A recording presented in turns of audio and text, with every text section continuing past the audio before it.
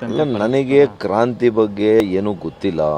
ಆದರೆ ರಾಜಕಾರಣದಲ್ಲಿ ಒಂದು ಅಗ್ರಿಮೆಂಟ್ ಅಂತ ಇದ್ದರೆ ಅದು ಜೆಂಟಲ್ಮೆನ್ಲಿ ಇರಬೇಕಾದ್ರೆ, ಇವತ್ತು ಅವರ ಮಧ್ಯೆ ಏನಾದರೂ ಎರಡೂವರೆ ವರ್ಷ ಮಾತುಕತೆ ಅವರ ಮಧ್ಯೆ ನಡೆದಿದ್ರೆ ಜೆಂಟಲ್ಮ್ಯಾನ್ಲಿ ಒಬ್ರು ರಾಜೀನಾಮೆ ಮಾಡಬೇಕು, ಇನ್ನೊಬ್ರು ಅದಕ್ಕೆ ಬರಬೇಕು. ನಾವು ಇವತ್ತು ಗ್ರಾಮ ಪಂಚಾಯತಿಗಳು, ತಾಲೂಕ್ ಪಂಚಾಯತಿಗಳು ಇವೆಲ್ಲ ಮಾಡ್ತೀವಿ, ಸರ್ವೇ ಸಾಮಾನ್ಯ. ಅವ್ರ ಟರ್ಮ್ ಆಗ್ತಾನೆ, ಅದನ್ನೇನು ನಾವೇನು ಘೋಷಣೆ ಮಾಡಲ್ಲ, ಪೇಪರಲ್ಲಿ ಅಗ್ರಿಮೆಂಟ್ ಮಾಡ್ಕೊಳಕ್ಕಾಗಲ್ಲ. ಆದರೆ ಒಂದು ರೂಮಲ್ಲಿ ಕೂತ್ಕೊಂಡು ಲೀಡರ್ಸ್ ಕೂತ್ಕೊಂಡು ನಾವೊಂದು ಮಾತುಕತೆ ಮಾಡ್ತೀವಿ. ಅವರು ಅವಧಿ ಆದ ಕೂಡಲೇ ಬಂದು ರಾಜೀನಾಮೆಯನ್ನು ಕೊಟ್ಟು ಇನ್ನೊಬ್ಬರಿಗೆ ಅವಕಾಶವನ್ನು ಮಾಡ್ತೀವಿ. ಅದು ಎಲ್ಲ ಹಂತಗಳಲ್ಲೂ ಇರಬೇಕು ಅಂತ ನನ್ನ ಅಪೇಕ್ಷೆ. ನಾನೇನು ಯಾರಾಗಬೇಕು, ಯಾರು ಇಳಿಬೇಕು ಅಂತ ಹೇಳ್ತಾ ಇಲ್ಲ.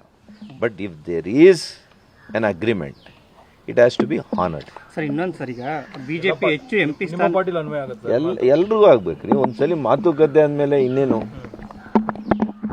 ನಮಗೆ ರಾಜಕಾರಣದಲ್ಲಾಗಲಿ ಜೀವನದಲ್ಲಾಗಲಿ ಮಾತಿಗೆ ಗೌರವ, ಮಾತಿಗೆ ನಡ್ಕೊಳವನೇ ನಾಯಕ ಅಲ್ವಾ? ಚುನಾವಣೆಗೆ ಹೋದ್ರೆ ಏನ್ ಅನ್ಸುತ್ತೆ ಅಂತ ಜನ ಹೇಳ್ತಾರೆ.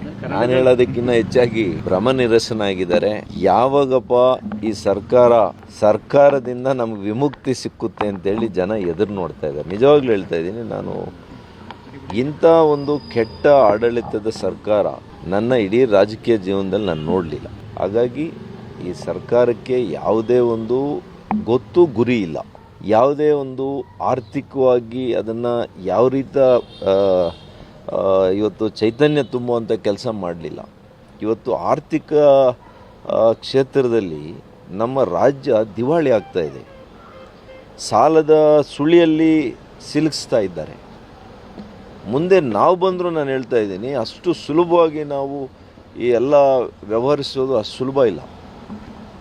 ಇವತ್ತು ಸುಮಾರು ನನ್ನ ಪ್ರಕಾರ ಪ್ರತಿ ವರ್ಷ ಇವತ್ತು ಇವರು 1-1.5 ಲಕ್ಷ ಕೋಟಿ ಸಾಲ ಮಾಡಿ, ಈ 2.5 ವರ್ಷದಲ್ಲೇ 2.5-3 ಲಕ್ಷ ಸಾಲ ಮಾಡಿದ್ದಾರೆ. 2.5 ಲಕ್ಷ ಕೋಟಿ ಒಟ್ಟಿವತ್ತು ನಮ್ಮ ಕರ್ನಾಟಕ ರಾಜ್ಯದ ಮೇಲೆ ಇರುವಂಥ ಸಾಲ 8 ಲಕ್ಷಕ್ಕೂ ಹೆಚ್ಚಿದೆ ಈಗ. ಮತ್ತು ಇದಕ್ಕೆ ನಾವು ಬಡ್ಡಿ ಯಾವಾಗ ಕಟ್ಟೋದು, ಇದರ EMIಸ್ನ ಹೆಂಗೆ ಮಾಡೋದು, ಇದರ ಸಾಲ ತೀರ್ಸೋದು ಯಾವಾಗ? ಎಸ್ಟಾಬ್ಲಿಷ್ಮೆಂಟ್ ಕಾಸ್ಟ್ 50-60% ಇದೆ. ಅಂದರೆ ನಮಗೆ ಫಿಕ್ಸ್ಡ್ ಎಸ್ಟಾಬ್ಲಿಷ್ಮೆಂಟ್ ಕಾಸ್ಟ್, ಅದು ಸಂಬಳಗಳು ಕೊಡಬೇಕು, ಅವ್ರಿಗೆ ಪೆನ್ಷನ್ಸು ಅನೇಕವು, ಇವೆಲ್ಲ ಫಿಕ್ಸ್ಡ್ ಕಾಸ್ಟು ಬಿಟ್ಟು ನೀವು ಅಭಿವೃದ್ಧಿ ಮಾಡಬೇಕು. ಹೆಂಗೆ ಮಾಡೋದು? ಅದರಲ್ಲಿ ಗ್ಯಾರಂಟಿ. ಅದಕ್ಕೆ ನಾನು ಹೇಳಿದೆ, ಈ ಸರ್ಕಾರಕ್ಕೆ ಗೊತ್ತು ಗುರಿ ಎರಡೂ ಇಲ್ಲ, ಬದ್ಧತೆಯೂ ಇಲ್ಲ. ಸುಮ್ಮನೆ ಅಧಿಕಾರ ಬರಬೇಕು ಅಂತೇಳಿ ಎಲ್ಲ ರೀತಿಯ ಆರ್ಥಿಕ ವ್ಯವಸ್ಥೆ ಎಷ್ಟು ಒಳ್ಳೆಯದಾಗಿತ್ತು ಕರ್ನಾಟಕ, ಅದನ್ನು ಹಾಳು ಮಾಡಿದ್ದಾರೆ ಅಷ್ಟೇ. ಅದನ್ನೇ ಇವರು ಗಳಿಸಿರೋಂಥದ್ದು ಅಷ್ಟೇ, ಇನ್ನೇನೂ ಇಲ್ಲ.